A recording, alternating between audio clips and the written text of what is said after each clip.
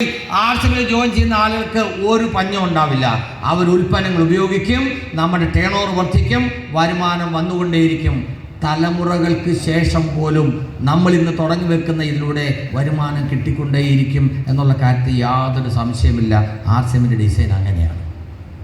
അപ്പോൾ ഈ ഉൽപ്പന്നങ്ങൾ വാങ്ങിക്കുന്നതിലൂടെ വരുമാനം കിട്ടുക, കടയിൽ നിന്ന് സാധനം വാങ്ങിച്ചാൽ ഉള്ള പൈസ അങ്ങോട്ട് കൊടുക്കുക, അല്ലാതെ ഇങ്ങോട്ട് പൈസ കിട്ടാറില്ലുണ്ടോ? എന്നാൽ ആർസിഎമ്മിൽ സാധനം വാങ്ങിക്കുന്ന വകയിലാണ് ഈ പൈസ മുഴുവൻ കിട്ടുന്നത്. അങ്ങനെ ഒരു പ്രാവശ്യമെങ്കിലും ആർസിഎമ്മിൽ നിന്ന് വരുമാനം കിട്ടിയ ആളുകൾ ഒന്ന് കൈവക്കിക്കെ. ഒറ്റ പ്രാവശ്യമെങ്കിലും ആർസിഎമ്മിലൂടെ വരുമാനം കിട്ടിയ ആളുകൾ കൈവക്കാത്ത ആളുകൾ നോക്കുക. അതാണ് ഞാൻ പറഞ്ഞത്. നല്ല കൈയടി, ഗുഡ് അപ്ലോസ്, ഒരു നല്ല കൈയടി നിങ്ങൾക്ക് വേണ്ടിയാക്കാം. നമ്മൾ കണ്ടതും കേട്ടതും അല്ല സുഹൃത്തുക്കളെ ആർസിഎമ്മിൽ നടക്കുന്നത്, നേരെ വിപരീതമാണ്. ഇവിടെ മൂർത്തിയില്ല, മാറ്റുമില്ല, മുഹമ്മദില്ല, മനുഷ്യര് മാത്രമേ ഉള്ളൂ. അതാണ് നോബൽ സാറ് പറഞ്ഞത്. ഓണത്തെ കുറിച്ചുള്ള പാട്ടെന്താണ്?